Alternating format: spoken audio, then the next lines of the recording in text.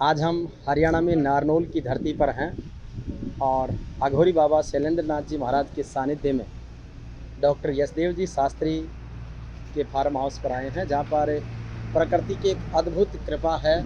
कई औषधीय छायादार वृक्ष और उन सब के बीच में आध्यात्मिक साधना की एक दिव्य अनुभूति हम सब महसूस कर रहे हैं। डॉक्टर यशदेव शास्त्री जी, जो कि पतंजलि के विशेष रूप से जिनके संचालन में उनकी बड़ी भूमिका है, और आज जिस भारत की स्वदेशी उत्पादों की धूम पूरी दुनिया में है, जिनकी गुणवत्ता शुद्धता भारत को स्वस्थ बनाने में और देश दुनिया की महाशक्ति बनाने में महत्वपूर्ण योगदान दे रही है, पूज्य योग गुरु स्वामी रामदेव जी महाराज के सानिध्य में। तो डॉक्टर यशदेव शास्त्री जी से आज बातचीत भी करेंगे। आपका बहुत बहुत स्वागत, अभिनंदन सर। जिस तरीके से एक आध्यात्मिक साधना के रूप में योग ध्यान प्राणायाम को स्वामी जी ने प्रतिष्ठापित किया है, जो कि भारत की योग की सत्य सनातन परंपरा है, आप उसके एक कर्मयोगी सहभागी हैं। किस रूप में पतंजलि के स्वरूप को और आपकी मेहनत को साकार होते हुए देखते हैं? ये सब जो भी सामाजिक सोशल आध्यात्मिक कार्य हो रहा है, ये सभी संतों के आशीर्वाद से, प्रभु कृपा से ये कार्य हो रहा है। और इस कार्य को करने वाली शक्ति बहुत ही अलग तरह की, जिसको हम सुप्रीम पावर कहते हैं। मनुष्य प्रयत्न कर सकता है, कर्म कर सकता है, कार्य की सफलता और कार्य की पूर्णता वो पूर्ण पुरुष परमपिता परमात्मा ही कराता है। व्यक्ति अपना पुरुषार्थ ऊर्जा एनर्जी से लगा रहे तो जो भी सात्विक शक्तियां हैं वो सहाय करती हैं, और इस पूरे देश को, पूरे विश्व को, जो स्वामी रामदेव जी ने और स्वामी रामदेव जी की तरह ही और भी जो बहुत संत परंपरा के जो महापुरुष ये धराधाम पर हैं, वो अपने अपने कालखंड में बहुत कुछ समाज को देते हैं, और समाज उन्हीं के मार्गदर्शन से आगे बढ़ता है, उन्नत होता है। उसी क्रम में परम पूज्य स्वामी जी महाराज, पतंजलि योगपीठ, अघोरी बाबा जी और इस तरह की जो वैदिक सनातन परंपरा के जितने भी महापुरुष इस धरा पर हैं, जो इस राष्ट्र के लिए, इस समाज के लिए जीते हैं, और उनका पूर्ण रूप से पूरा जीवन, पूरी जवानी वो इस कार्य के लिए लगाते हैं कि सेवा धर्म है परम गहनो योगी नाम अपि गम्य।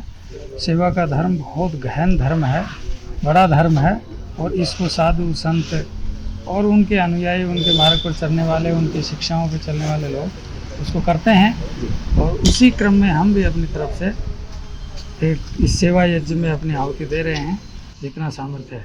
जिस तरीके से आज पतंजलि योगपीठ और पतंजलि के स्वदेशी उत्पाद भारत की एक नई पहचान बना रहे हैं, क्या निश्चित रूप से भारत फिर से पुनर्प्रतिष्ठापित दौर में आ रहा है?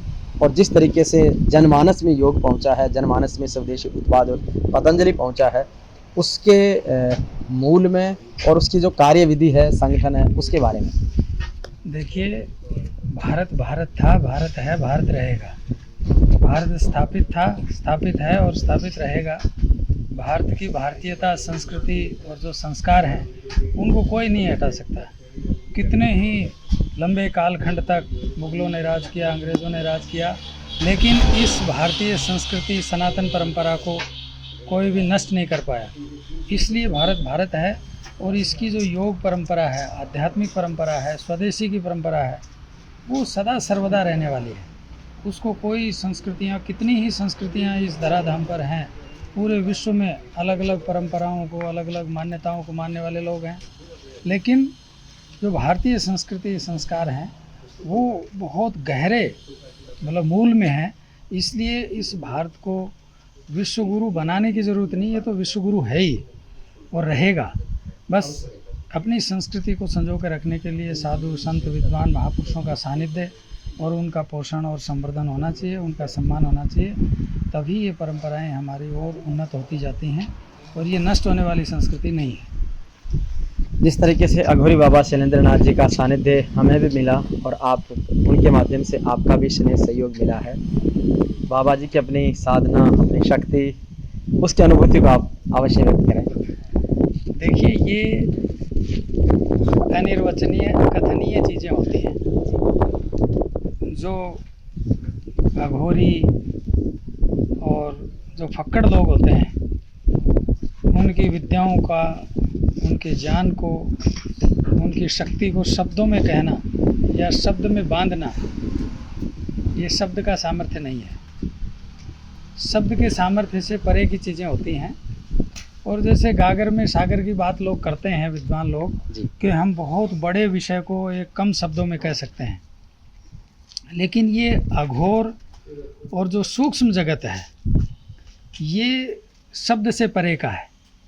शब्द को भी ब्रह्म कहा है, लेकिन ये शब्द से भी परे की चीज़ है, इसलिए इसको अनिर्वचनीय, अकथनीय, उसकी क्या प्रशंसा क्या अप्रशंसा वो कुछ नहीं है।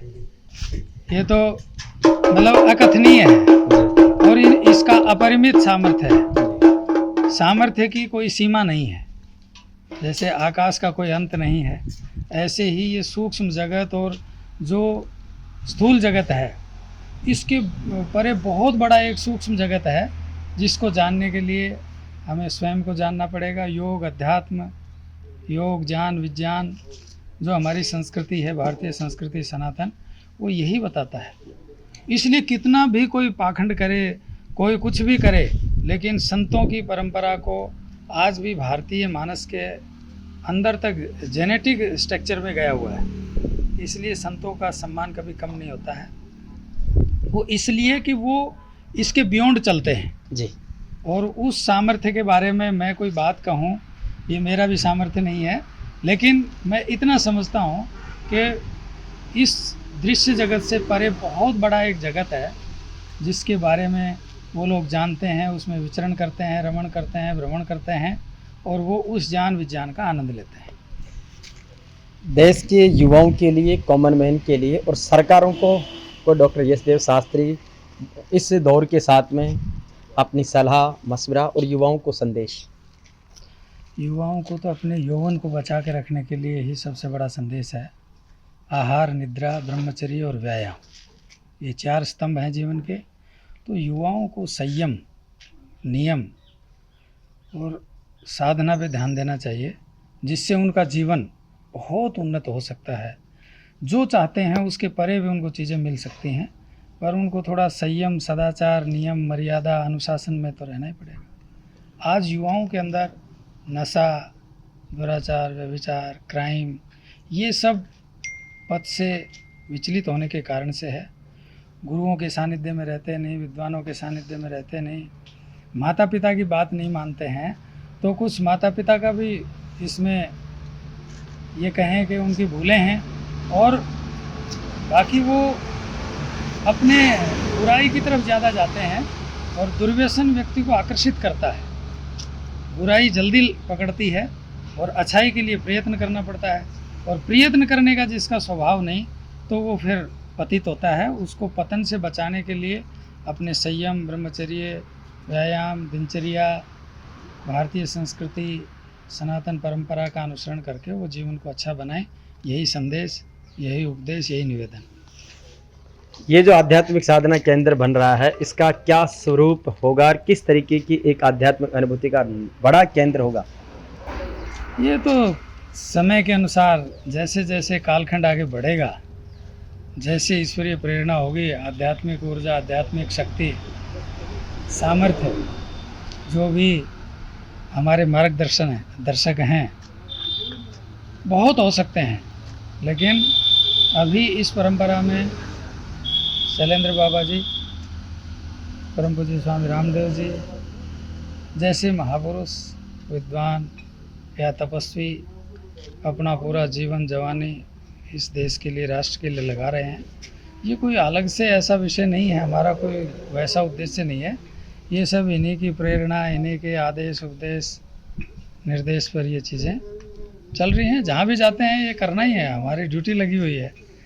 तो हम समाज के लिए, देश के लिए, राष्ट्र के लिए क्या कर सकते हैं, ये इन महापुरुषों की प्रेरणा से हम विचार करके जैसा आदेश करते हैं करते रहते हैं। बिल्कुल। तो निश्चित रूप से ये कर्तव्य पथ पर आगे बढ़ने की बात है। कहते हैं कि बड़ो बड़ाई ना करे, बड़े न बोले बोल, रही मन हीरा कब के लाख है मेरो मोल। उस उक्ति को सार्थक करते हुए डॉक्टर यशदेव शास्त्री जी ने बहुत सारी बातें हम युवाओं के लिए, समाज के लिए, संतों के प्रति सम्मान के लिए, संस्कृति के संरक्षण के लिए, पर्यावरण के लिए बहुत सारी बातें कही है। उन सब पर चलते हुए हम राष्ट्र का नवनिर्माण और विकास में अपना महत्वपूर्ण और श्रेष्ठतम योगदान दे सके। इन बातों के साथ में हमारे अघोरी महाराज की डमरू और इनकी अघोरी साधना जो अपना आनंद बरसाती है, आनंद इनके सदा ही बरसते रहते हैं। तो एक आशीर्वचन महाराज जी। बहुत गुरु सब आनंद है। बोलने का काम महाराज जी। महाराज का ये करता है, करते रहे कुछ न कुछ। अघोरी जी महाराज का सानिध्य है और यहाँ पर प्रकृति का एक बड़ा अद्भुत तंत्र मंत्र यंत्र साधना केंद्र के रूप में आपका अनुभव। मेरा अनुभव क्या है, गुरुदेव का सानिध्य है, उनका आशीर्वाद है जी। और उनका आशीर्वाद हम लोग के लिए तंत्र मंत्र यंत्र सारी व्यवस्था को पूर्ण करता है। ज्ञान की अनुभूति होती है। शास्त्री जी का सानिध्य, एक अच्छा ऊर्जा मिलता है। तो गुरुदेव का सानिध्य बना रहे, उनका आशीर्वाद बना रहे, इतना ही काफी है। महाराज जी के सानिध्य में हमारे पंडित विमल जी पारिक आए हैं। तो विमल जी, संतों का सानिध्य, शास्त्री जी का सानिध्य, प्रकृति का सानिध्य कैसा लगा? देखिए, मैं सभी संतों के साथ में रहा हूँ, पर मुझे एक मेरे आदर्श और अच्छे संत जो राष्ट्र संत है, उच्च कोटि के संत है, जिनमें कोई विकार नहीं है, और मैं उनकी शरणागत आया हूँ, तो मैं अपने आप को सौभाग्य मानता हूँ। और यशदेव जी है जो वनस्पति प्रेमी है, मेरे गुरु जी है जो पशु प्रेमी है, भगवान शिव के समान है, जिनको देवता तो सब हुए, ये महादेव के समान है। तो मैं अपने आप को बहुत ही सौभाग्य महसूस करता हूँ। बिल्कुल।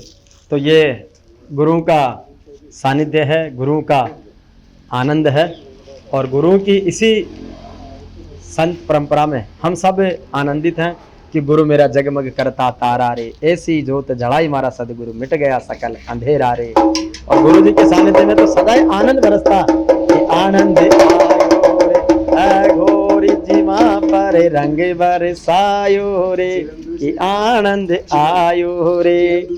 तो गुरु महाराज का ये बड़ा आनंद है और इस आनंद की अनुभूति को हम सब लेते रहें।